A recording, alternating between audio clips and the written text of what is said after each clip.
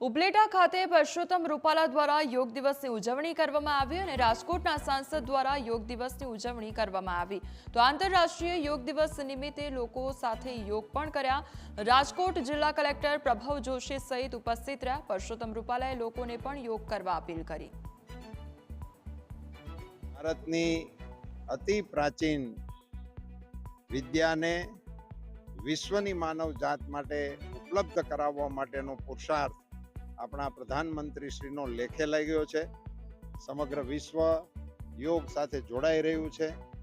ગુજરાત સરકારે યોગ બોર્ડની રચના કરીને યોગને વધુ લોકો સુધી પહોંચાડવા માટેનો પ્રશંસનીય પ્રયાસ કર્યો છે। આજના યોગ દિવસ નિમિત્તે આ માત્ર કાર્યક્રમ નહીં રહેતા, દરેક લોકોના દૈનંદિન જીવનનો ભાગ બને એ દિશામાં જો સૌ વિચારશે તો આ એક અતિ પ્રાચીન વિદ્યાનો સદુપયોગ વ્યક્તિગત જીવનમાં અને સામૂહિક જીવનમાં આપણને જોવા મળશે, જે શરીર મનના સ્વાસ્થ્યને સદૈવ નિરામય રાખવા માટેનો ઉત્તમ રસ્તો સમગ્ર વિશ્વ સમક્ષ આપણે પ્રસ્તુત કરવામાં સફળ રહ્યા છીએ।